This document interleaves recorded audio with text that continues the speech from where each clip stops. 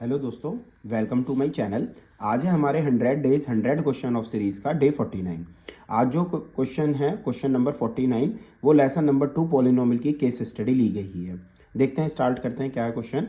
आसन in a body posture originally still in a general term for a sitting a meditation pose. आपको कोई meditation pose yoga से related बात है।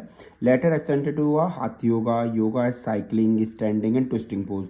योगा के दौरान एक कैंडिडेट अलग अलग तरह के पोज बना रहा है इन अ फिगर, जैसे कि आपको फिगर में दिखाया गया। फिगर में देख सकते हैं एक योगा कैंडिडेट अलग अलग शेप से अलग अलग पोज बना रहा है योगा का। कोई चक्रासन है, अलग अलग, जैसे आपको दिखाई दे रहा है कर्व शेप हो गई, इसमें भी कर्व शेप आ रही है, इसमें भी नीचे की तरफ को कर्व शेप आ रही है। तो क्वेश्चन हमसे कह रहा है in a figure one can observe the pose can be related to a representative of the quadric polynomial. किसी एक पोज को ध्यान में रखते हुए रिप्रेजेंट दी हुई है कि एक तरीके से मान के चलिए ये क्वाड्रिक पॉलिनोमियल को दर्शा रहा है। इनका ये जो पोज है योगा का, जैसे अगर आप ये देखें तो ये एक तरीके से योगा ये इस टाइप से ऐसे दर्शा रहा है, ठीक है ना। कर्व जो बना हुआ है, उल्टा कर्व बना हुआ है। तो इससे रिलेटेड क्वेश्चन है। सबसे पहला क्वेश्चन तो है the shape of the pose shown in a figure. Figure में कौन सी शेप दिखाई गई है? तो अगर हम इस वाली शेप को कंसीडर करते हैं, स्ट्रेट लाइन, देखो अगर हमारे ग्राफ में सीधी लाइन बन रही होती है तो उसे तो हम लीनियर कहते ही हैं। लेकिन अगर हमारी फिगर में ऐसे या फिर कोई भी शेप ऐसे या कोई भी शेप ऐसे इधर को ये बन रहा है तो this is known as the parabola. अगर कोई इधर को भी बन रहा है तो ऐसी शेप्स को हम क्या कहते हैं? पैराबोला। तो इसका सही आंसर हो जाएगा पैराबोला, फर्स्ट पार्ट का, है ना। इसके बाद कह रहा है पैराबोला ओपन्स द डाउनवर्ड। अगर कोई पैराबोला नीचे की तरफ ओपन है, किसकी तरफ ओपन है? नीचे की तरफ ओपन है, ऐसे लगा लीजिए, है ना, नीचे की तरफ ओपन है। इफ, तो वो चीज़ क्या क्या बताएगी आपको? तो उसमें हमें पता चलेगा नीचे मतलब नेगेटिव साइन से स्टार्टिंग हो रही है, नेगेटिव साइन की तरफ जा रहा है क्वेश्चन। तो इसका मतलब क्या है कि ए की जो वैल्यू है वो जीरो से छोटी है। ए की जो वैल्यू होगी वो जीरो से छोटी होगी, यानी नेगेटिव वैल्यू है, जिस वजह से हमारा पैराबोला डाउनवर्ड कंडीशन में जा रहा है। इसके बाद इसका थर्ड क्वेश्चन है how many zeros of the polynomial. ये जो ग्राफ दिखाया हुआ है आपको इस क्वेश्चन में, एक पैराबोला दिखाया हुआ है थर्ड पार्ट में, ये देखिए, दिख गया। तो इसमें जब हम देख रहे हैं तो पैराबोला एक्स एक्सिस, ये हमारी होती है एक्स एक्सिस और ये हमारी है वाई एक्सिस। तो अगर इसे ग्राफ को हम रीड आउट कर रहे हैं तो हम इस पॉइंट पर पहुंच रहे हैं बच्चों कि पैराबोला जो है वो एक्स एक्सिस पर 2 पॉइंट पर कट हो रहा है।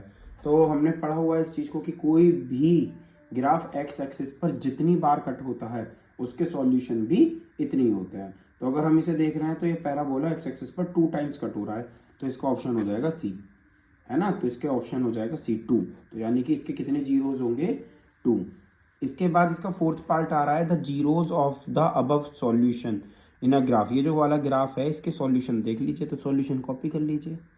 एक सॉल्यूशन की वैल्यू आपको -2 दिख रही है और एक सॉल्यूशन की वैल्यू आपको कितनी दिख रही है? 4 दिखाई दे रही है। तो इसका ऑप्शन क्या हो जाएगा?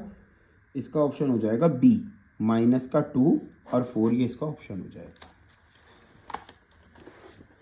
इसके बाद the zeros of the quadric polynomial. इस पॉलिनोमियल के हमें जीरोज निकालने हैं, यानी मिडिल टर्म कर सकते हैं। तो सबसे पहले √4√3 की मल्टीप्लाई 2√3 में कीजिए, तो 4 2 जा 8 और √3 3 यानी कि 24। तो अब मुझे एक ऐसा नंबर कंसीडर लेना है कि जिन नंबर को माइनस करके तो 5 आ जाए और मल्टीप्लाई करके 24 आ जाए। तो ऐसा नंबर 8 - 3, 8 3 जा 24 होते हैं और 8 में से 3 माइनस करेंगे तो 5 मिलेगा। तो ये वाला number as it is, bracket के बाहर प्लस है तो 8x माइनस का 3x माइनस 2√3, ठीक है। अगर हम इस वाले ब्रैकेट में से कॉमन लें, पहले वाले ब्रैकेट में से, सबसे पहले आप ये देख लीजिए कि आपको कॉमन लेना कहाँ से ज़्यादा इजी लग रहा है। तो मुझे यहाँ से कॉमन ज़्यादा इजी लग रहा है क्योंकि 4 और x दोनों आ रहे हैं।